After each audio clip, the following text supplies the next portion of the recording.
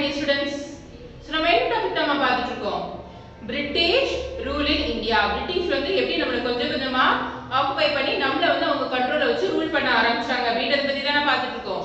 S. So இதுல என்னெல்லாம் வார் நடந்துச்சு அப்படின்றத பார்த்தோம் இல்லையா? எப்படி அவங்க ஃபர்ஸ்ட் பெங்காலை கண்ட்ரோல் பண்ணாங்க, தென் எப்படி ஸ்டார்ட் பண்ண ஆரம்பிச்சாங்க, யாருக்கு அவங்க தோக்கடிச்சாங்க அப்படின்னு சொல்லிட்டு. எஸ். சோ டுடே அது போக நமக்கு என்னெல்லாம் வார் நடந்துச்சு அப்படின்றத பத்தி தான் என்ன பார்க்க போறோம். ஓகேவா? So last video பாத்தீங்கன்னா it's very good. If you didn't see now, go to the description link and watch the video. Okay madam? Super. So இப்போ பாக்கும்போது other wars அப்படின்றத பத்தி பார்க்க போறோம். சரியா? The other wars அப்படினு பாக்கும்போது இந்த Maratha state of Mysore and Nizams of Hyderabad இவங்க மூணு பேருக்குள்ளேயுமே நிறைய வார்ஸ் நடந்துச்சு, சின்ன சின்ன சண்டைகள் நடந்துச்சு. ஏன் அப்படின்னு பார்த்தோம்னா யார் அதிகமான பவர் வச்சிருக்காங்க, யார் ரொம்ப திறமையா இருக்காங்க அப்படின்றத ப்ரூவ் பண்ணணும்ன்றதுக்காக அவங்களுக்குள்ள சில போட்டிகள் எதிராச்சு. இதை என்ன பண்ணாங்க அப்படின்னா நம்மளுடைய பிரிட்டிஷ் கவர்மெண்ட் வந்து ரொம்ப நல்லா யூஸ் பண்ணிக்கிட்டாங்க. சோ என்ன பண்ணாங்க அப்படின்னா இவங்களுக்குள்ள நடக்கிற சண்டைகள்ல அவங்களுமே பார்ட்டிசிபேட் பண்ணி அவங்களுக்குள்ள சில பிரச்சனைகளை கிரியேட் பண்ணி அவங்க அதுல டாமினேட் பண்ணி இந்தியாவை டாமினேட் பண்ணி முன்னாடி வந்துடலாம் அப்படின்ற மாதிரி ரொம்ப ட்ரை பண்ணிருக்காங்க. சரியா? சோ அந்த மாதிரி நிறைய டாமினன்ஸ் நடந்திருக்கு. So this war lasted many things. சரியா? அந்த வார்னால நிறைய விஷயங்கள் நடந்திருக்கு. சோ இது இந்த பக்கம் ஒரு மாதிரி போயிட்டே இருக்கிற என்ன நடக்குது அப்படின்னு பாத்தீங்கன்னா they are having the 4 wars. சரியா? ஒரு 30 வருஷத்துல இந்த 30 years எத்தனை வருஷத்துல 30 வருஷத்துல ஒரு 4 wars நடந்திருக்கு. இந்த 4 வார்ஸ்க்கு யார் இருக்காங்க, யார் அப்படின்னு பாத்தீங்கன்னா ஹைதர் அலி இருக்காங்க இல்லையா, இந்த ஹைதர் அலி அண்ட் திப்பு சுல்தான். சரியா? சோ இவங்க கூட சேர்ந்து ஒரு 4 தடவை வார் நடந்திருக்கு. இவங்க யார் அப்படின்னு பாத்தீங்கன்னா திப்பு சுல்தான் வந்து மைசூர் ஆண்ட ராஜா அப்படின்னு சொல்லலாம். சோ இவங்க இந்த 30 வருஷத்துல 4 தடவை வார் நடத்திருக்காங்க பிரிட்டிஷ்க்கு அகைன்ஸ்டா. சரியா? இந்த ஒவ்வொரு தடவை வார் நடக்கும் போதுமே பிரிட்டிஷ் வந்து ஃபர்ஸ்ட் கொஞ்சம் தோத்தாலும் after that war they gained the victory அப்படின்னு சொல்லலாம். சரியா? ஃபர்ஸ்ட் 2 டைம்ஸ் வந்து பிரிட்டிஷ் தோத்து போறாங்க. But on the third time Tipu Sultan வந்து பிரிட்டிஷ் கிட்ட தோத்து போறாரு. the british won the war அப்படின்னு கூட சொல்லலாம். சரியா? சோ திப்பு சுல்தான் என்ன பண்றாரு, third warல வந்து தோத்து போயிராங்க. பிரிட்டிஷ் என்ன பண்ணிராங்க, அந்த வாரை win பண்ணிராங்க. so they started to dominate again. அதுக்கப்புறம் என்ன பண்றாங்க, நிறைய டாமினேட் பண்ண ஆரம்பிக்கிறாங்க. மொத்த கண்ட்ரோலுமே தன்கிட்ட இருக்கணும், தன்னை தான் இது பண்ணி இருக்கணும் அப்படின்னு பண்ண ஆரம்பிக்கிறாங்க. அதனால என்ன நடக்குது அப்படின்னா நிறைய டாக்ஸஸ் போட ஆரம்பிக்கிறாங்க. சரியா? சோ நிறைய டாக்ஸஸ் வந்து மக்களுக்கு விதிக்க ஆரம்பிக்கிறாங்க. சின்ன சின்ன கிங்ஸ் கிங்டம்ஸ் இருந்தாலுமே அவங்களுக்குள்ள சில பிரச்சனைகளை கிரியேட் பண்ணி அவங்களுக்குள்ள வார் நடத்தி அவங்களுக்கு, அதாவது இந்த பிரிட்டிஷ் கவர்மெண்ட்டுக்கு யாரெல்லாம் சப்போர்ட் பண்றாங்களோ அந்த சின்ன சின்ன கிங்டம்ஸை வந்து அவங்களோட கண்ட்ரோல்லையும் மீதி இருக்கிற கவர்மெண்ட் அவங்களுடைய மீதி இருக்கிற கிங்ஸ் எல்லாத்தையுமே கில் பண்றது அந்த மாதிரி சில விஷயங்களை பண்ண ஆரம்பிக்கிறாங்க. சோ ஒரு சில கவர்மெண்ட் சின்ன சின்ன கிங்டம்ஸ் என்ன பண்றாங்க அப்படின்னா நாங்க ராஜாவா இருந்துக்கிறோம் அப்படின்னு சொல்லிட்டு ஒரு சில கிங்டம்ஸ் என்ன பண்றாங்க, they rule the kingdoms but they are not as a king. சரியா? அவங்க வந்து எப்படி அப்படின்னா the total control is in the British hand but they rule the kingdom as a king. இந்த மாதிரி பண்ணும்போது they are giving a plenty of taxes. சரியா? நிறைய taxes அந்த கிங்ஸ்க்கு கொடுக்கறாங்க. அதனால plenty of money and நிறைய விஷயங்களை வந்து அவங்கள்ட்ட இருந்து எடுத்துக்கறாங்க. சோ இந்த ராஜா கிட்ட வந்து நிறைய டாக்ஸ் கேக்கும்போது ராஜாக்கள் என்ன பண்ண முடியும், நார்மலான மக்கள்கிட்ட அந்த விதியை இது பண்ணுவாங்க. So they are putting in head of the normal people. அப்ப அந்த நார்மல் பீப்புள் என்ன பண்ண வேண்டியதா வருது, நிறைய டாக்ஸ் கட்ட வேண்டியது இருக்கு, நிறைய வெல்த்ஸ் கொடுக்க வேண்டியிருக்கு. அவங்களுடைய வெல்த் எல்லாத்தையுமே என்ன பண்றாங்க இந்த பிரிட்டிஷ் கவர்மெண்ட் கொஞ்சம் கொஞ்சமா தன்னுடைய நாட்டுக்கு எடுத்துட்டு போக ஆரம்பிக்கிறாங்க. சரியா? So this is the first happen in the other wars. இந்த other warsல என்ன பண்றாங்க, முதல்ல 3 ராஜாக்கள் வந்து அவங்களுக்குள்ள சண்டை போட்டுக்கறாங்க, யார் the most powerful அப்படின்னு காமிச்சிக்கிறதுக்கு. இத வந்து பிரிட்டிஷ் கவர்மெண்ட் என்ன பண்றாங்க, தனக்கு சாதகமா நல்லா யூஸ் பண்ணிக்கிறாங்க. பட் லேட்டர் என்ன நடக்குதுன்னா 30 வருஷத்துக்கு கொஞ்சம் லேட்டர் ஆகுது, ஒரு 30 வருஷத்துல வந்து ஒரு 4 வார்ஸ் நடக்குது. இந்த 4 வார்மே என்ன அப்படின்னு பாத்தீங்கன்னா யார் பண்றாங்க அப்படின்னா ஹைதர் அலியும் தென் திப்பு சுல்தானும் தான் பண்றாங்க. சரியா? சோ இந்த ஹைதர் அலியும் திப்பு சுல்தான் பண்ணும்போது என்ன நடக்குது, ஃபர்ஸ்ட் 2 வார்ல இவங்க வின் பண்றாங்க. பட் ஆஃப்டர் தட் என்ன பண்றாங்க, பிரிட்டிஷ் வந்து they are getting some ideas. So சில ஐடியாஸ் பண்றாங்க. சோ அவங்க என்ன பண்றாங்கன்னா அடுத்த வார்ல வின் பண்ணிடுறாங்க. அப்ப யார் தோத்து போறாங்க, இந்த திப்பு சுல்தான் வந்து தோத்து போயிடுறாங்க. சோ தோத்து போனோனே என்ன பண்றாங்கன்னா they started to dominate more. நிறைய டாமினேட் பண்ண ஆரம்பிக்கிறாங்க. சரியா? some of the betrayals also நடக்குது. ஏன் அப்படின்னு பாத்தீங்கன்னா அவங்க இப்ப ராஜாக்கள் அப்படின்னு வந்தா அவங்களுக்கு படைத்தளபதி, நம்ம லாஸ்ட் வார்ல பெங்கால் வார்ல பார்த்தோம் இல்லையா, எஸ், அதே மாதிரி சில படை தளபதிகள் கூட இருக்கிறவங்களே சில ஏமாத்து வேலைகள் பண்றதுனால அடுத்தடுத்த வார்ஸ்ல வந்து அவங்களால வின் பண்ண முடியாம போகுது. நிறைய பீட்ரேல்ஸ் நடக்குது. தென் அதுக்கப்புறம் the complete dominant came to the British. British வந்து அவங்க கம்ப்ளீட்டா நம்மள டாமினேட் பண்ண ஆரம்பிச்சிட்டாங்க. சோ இதுல இருந்து தப்பிக்கிறதுக்காக சில கிங்டம்ஸ் என்ன பண்றாங்க அப்படின்னு பாத்தீங்கன்னா, நாங்க உங்களுக்கு வழி கட்டுறோம் அப்படின்ற மாதிரி சொல்லிடுறாங்க. So they are putting plenty of taxes நம்மளுக்கு போறாங்க. அதே மாதிரி நம்ம கிட்ட இருந்து plenty of wealth வந்து அவங்க எடுத்துக்க ஆரம்பிச்சாங்க.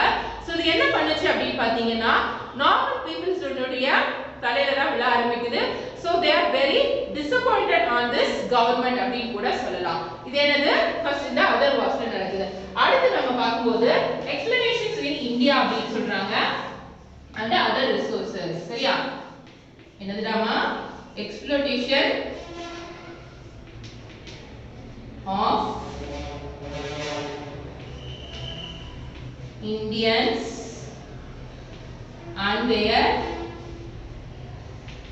resources. அதாவது நம்மளுடைய வளங்கள் எல்லாத்தையுமே அவங்க எப்படி எடுத்துக்கலாம் அப்படின்ற மாதிரி யோசிக்க ஆரம்பிச்சாங்க. அதனால என்ன பண்ண ஆரம்பிச்சாங்க, நம்மளுக்கு இந்த ஈஸ்ட் இந்தியா கம்பெனி இருந்துச்சு இல்லையா, இங்கிலீஷ் ஈஸ்ட் இந்தியா கம்பெனி, அது வந்து ரொம்ப கிராஜுவலா வளர ஆரம்பிச்சது. சோ வாட் தே டிட் அப்படின்னு பார்க்கும்போது, நம்ம எல்லா இடத்துலயுமே இந்த ஃபார்மர்ஸ் நம்மளுடைய மெயின் ஆக்குபேஷனா என்னதான் இருந்துச்சு, ஃபார்மிங் தான் இருந்துச்சு. சோ என்ன பண்ண ஆரம்பிக்கிறாங்கன்னா, இங்க இருக்க ரிசோர்சஸ் எல்லாமே எப்படிதான் இருக்கணும் அப்படின்னு பாத்தீங்கன்னா, பிரிட்டிஷ் கவர்மெண்ட்க்கு யூஸ் ஆகிற மாதிரி தான் இருக்கணும். அதாவது இங்க பண்ற விவசாயங்கள் எல்லாமே, இங்க கிடைக்கிற எந்த ஒரு பொருளா இருந்தாலுமே அது பிரிட்டிஷ் கவர்மெண்ட்க்கு யூஸ்ஃபுல்லா ஆகிற மாதிரி இருக்குது அப்படின்னா மட்டும்தான் அதை அலோவ் பண்ண ஆரம்பிச்சாங்க. they are not allowing the other things. அதெல்லாம் அது இல்லாம வேற ஏதாவது விவசாயம் பண்றாங்க அப்படின்னா they are not allowed அப்படின்னு பண்ண ஆரம்பிக்கிறாங்க. so they are taking the resources from our India.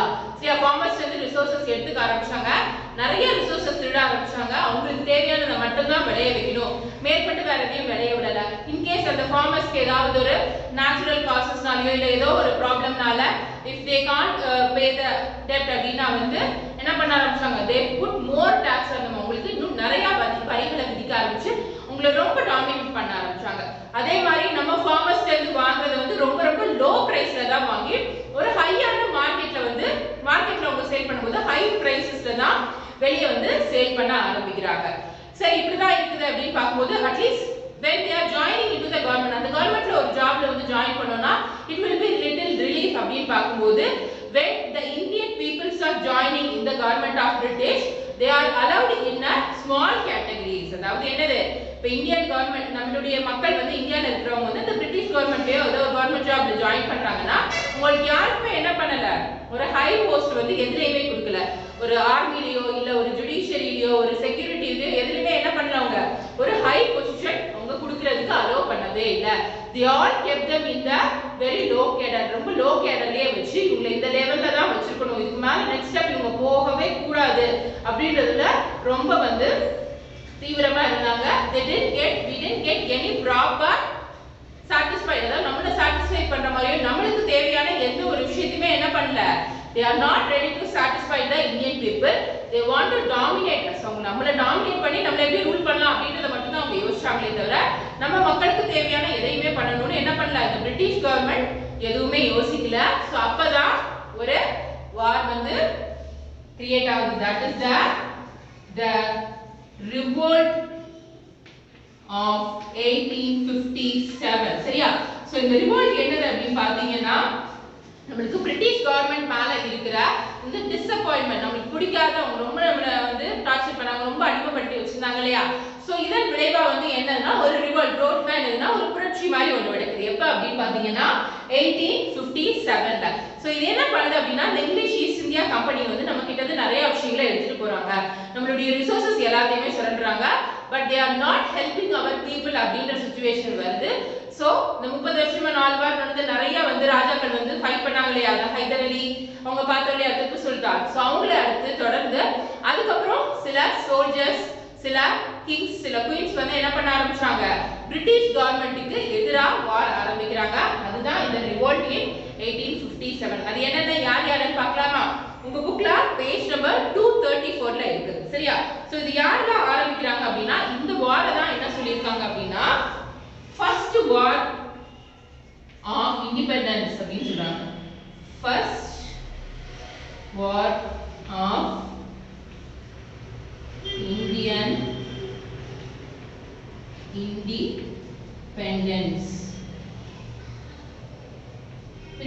இந்த வாருக்கு அப்புறமா தான் இந்தியா வந்து சுதந்திர நாடா மாறணும் அப்படின்றதுக்கான ஒரு புரட்சி அதிக அளவுல வெடிக்க ஆரம்பிச்சது அப்படின்னு கூட சொல்லலாம். சரியா?